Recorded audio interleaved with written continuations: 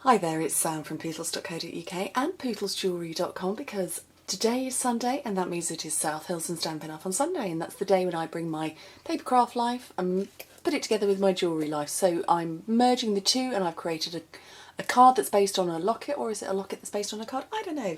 So I'm going to zoom in and show you my locket, and it is the large silver with pink crystals locket. Let me get a tiny bit closer.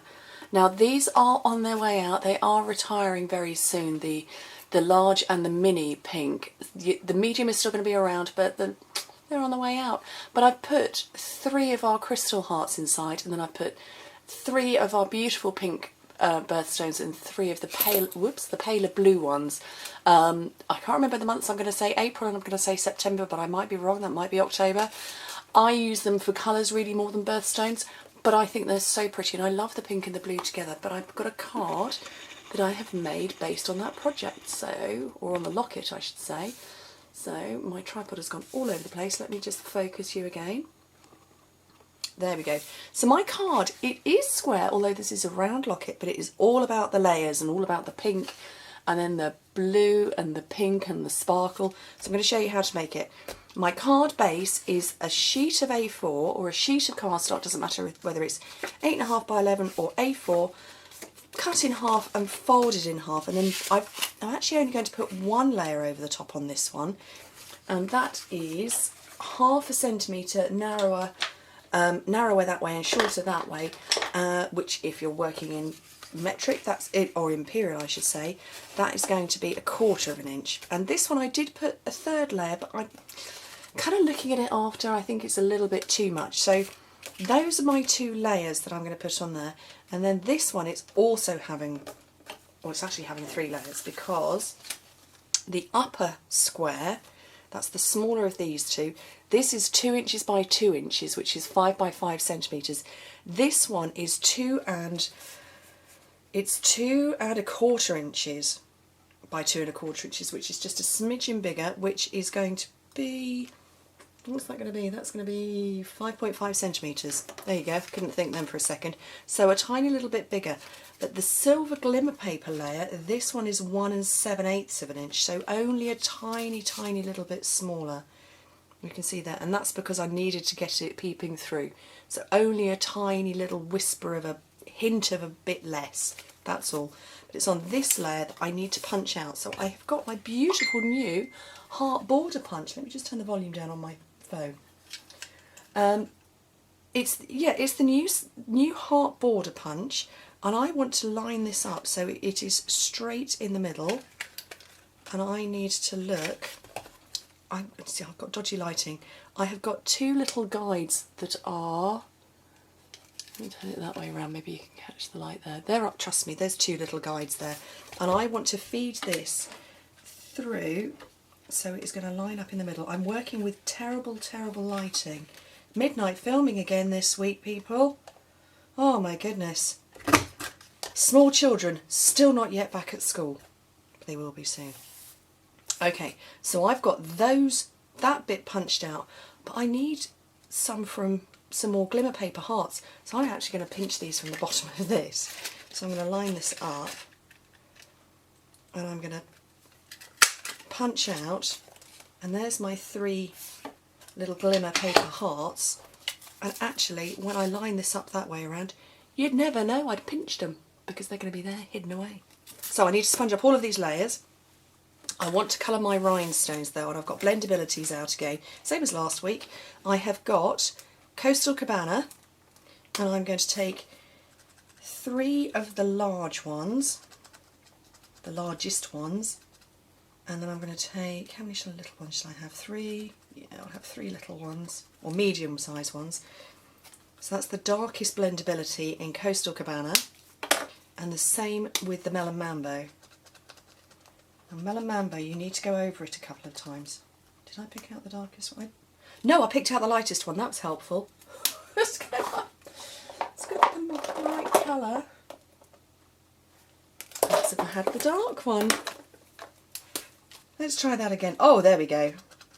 So 3 of the darkest, and the largest, and 3 of those. Shall I have a few more? No, that'll be fine, I think. Okay, so now with my Melon Bamboo ink and a sponge, I'm going to start sponging everything. So my little base, or my top layer, and then the square that's going to sit behind it,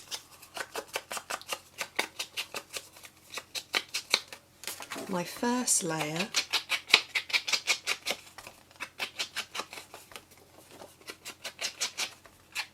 it did cross my mind to put crystals all the way around the card, and then I changed my mind because I decided that would just take too long. And my card doesn't seem to be lining up properly today. I don't think I've not pressed down properly. There we go, that's better. So let's start layering it all up. So this one I'm going to lift up on dimensionals because I want all lots of elevation and height, I think. So one in each corner.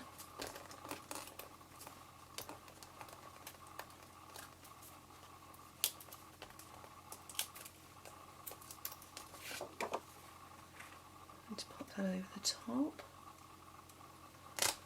And then I want to layer this lot up before I put it down, so I'm going to put dimensionals on here,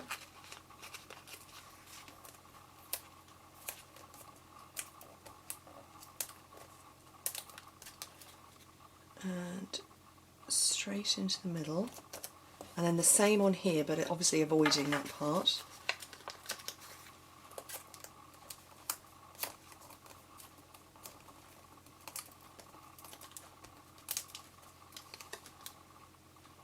And that will go over the top,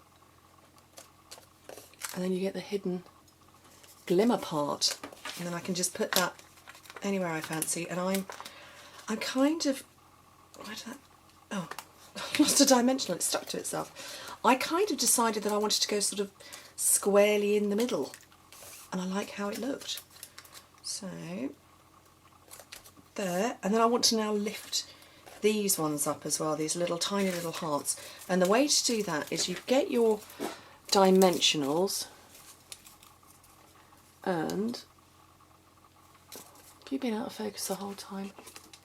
No, I don't think so. When you fold them over, you can then roll them over again, and you get kind of like a ball.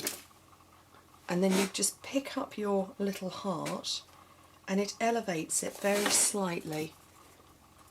You see that? It's just ever so very slightly elevated. And that's how you lift your hearts up. And they're very cute. Or anything small like that, that is too small for dimensionals, but still enough room that you can get a little bit of height and attitude. And then all my little rhinestones that I've beautifully coloured. I have one of those there. And I'm just going to scatter these just in all sorts of different places, because that's how a locket is. Because they're floating lockets, you know, the whole principle of the idea of them is that everything floats about. It's, you know, they jumble about, and that's lovely, and that's the effect I love. So I thought I'd have a bit of a scattering. So there we go. And that is my South Hill and Stampin' Up on Sunday locket and card combination project. Great gifts, you know, because you could make the card to match the locket. Anyway, thank you very much for joining me, and I hope to speak to you soon. Back tomorrow with a regular Monday crafting project, Monday, Wednesday, Friday, and then back on Sunday again with the South Hill and Stampin' Up project. Speak to you soon. Bye.